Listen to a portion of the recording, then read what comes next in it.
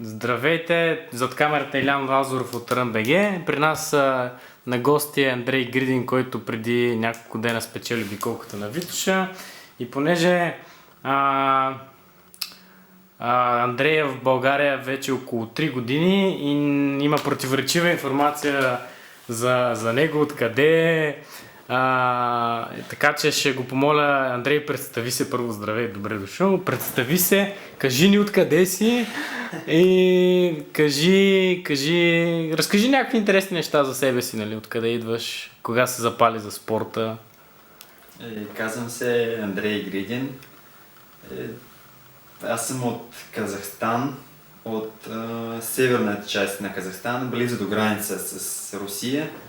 И по принцип почти всичките там руснаци, само че след когато се разделила СССР, разпадна, то е стана на някои държави и така стана, че ние сме живеем в Казахстан, близо до Русия и всички казват, че аз съм казахстанец. И аз съм казахстанец, но като руски, руснак от Казахстан. Да.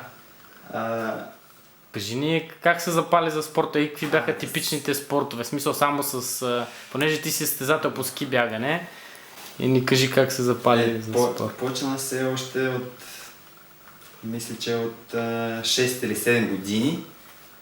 И аз почнах да се занимавам с леката атлетика. Каква дисциплина? Дисциплина беше различна. И стипълчейс, и скок дължина.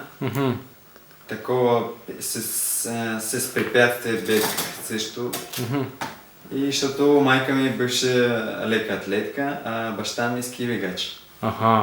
И затова е почнал с спорта да се занимавам.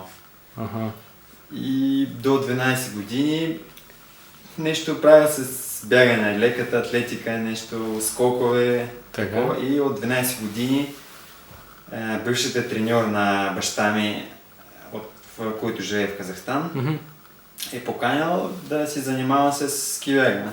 И веднага след 2-3 години почна да бягам вече много добре. Колко време се занимава с ски бягане в Казахстан? И силен спорт ли е, развит спорт ли е ски бягането в Казахстан? Да, малко преди не толкова развит беше ски бягане. Повече бокс, борба, такова е. Сега, когато имаме Казахстан има, ние вече. Казахстан има един много силен ски бегач Полтаранин и повече почнали повече пари да дават за ски бягане и спортът се развива. Да, почна да се развива спорта, много младите излезнали някакви, които никога не сме чували за такива, почна да бият национален отбор. Така се развива. Какви са ти успехите в ски бягането през годините? Аз, доколкото знам, си бил втори на европейско или на световно първенство по ски бягане. Съм трети на световното до 20 години. За младежи до 20 години. На каква дистанция и къде беше? Това беше Италия, Малес Малвалето и беше 20 км свободен стил. И на следващия ден взехме пак третото място, само че е в щафетата. Супер. Така, че кой ти е любимия стил в ски бягането? Свободния или класически? Свободния и повече 30-50 км. Тоест дългите дистанции ти харесват? Аз винаги бягал дългите дистанции. Не мога такива къси, защото не ме развите такива мускули, които за спринта, за къси дистанции. Малко бавните си развит.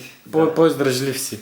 Как реши от Казахстан, от второ място, т.е. трето място на младеж до 20 години да дойдеш в България? Разкажи ни как се случи това. През 2010 година аз съм се спрял да се занимавам с ски бягане с национален отбор. Тренирал сам така без треньори, защото този личният треньор починал.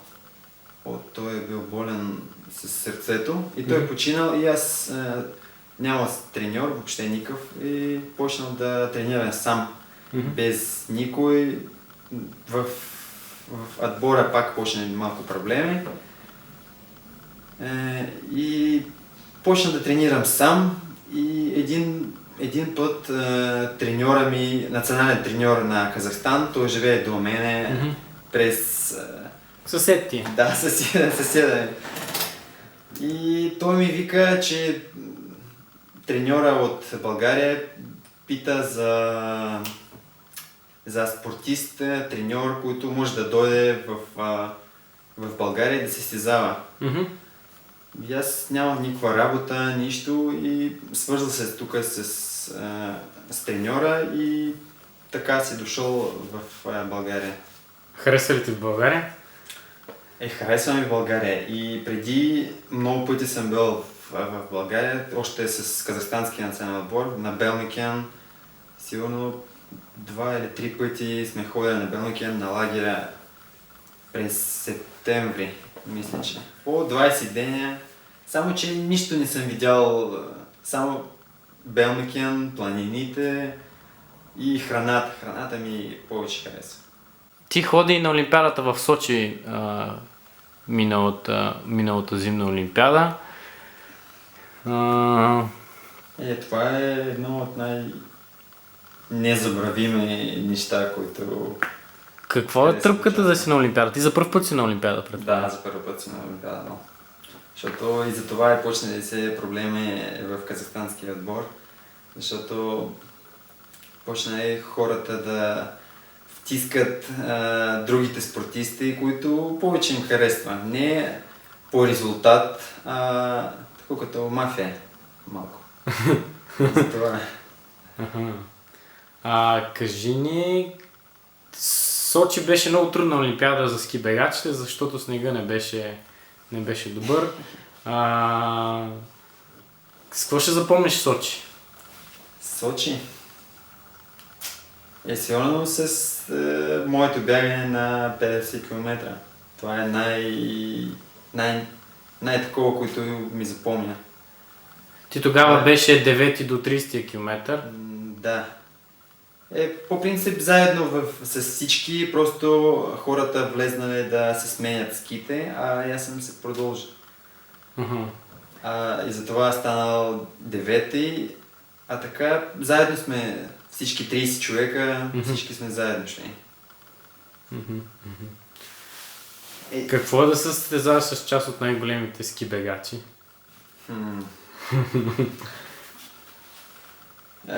Не знам, когато си на писта, няма такова, че има някакви големи, има не големи, средни. Всички единакви.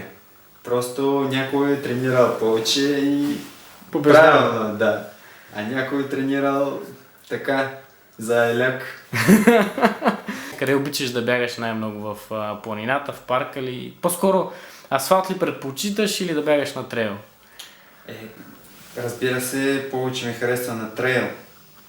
Защото както в дивото малко дървета има, малко такова по-красиво. А на асфалт бягаш едно и също, някакво монотонно. Не много ми харесва. Просто аз бягам, защото малко за разнообразие, защото малко други мускули.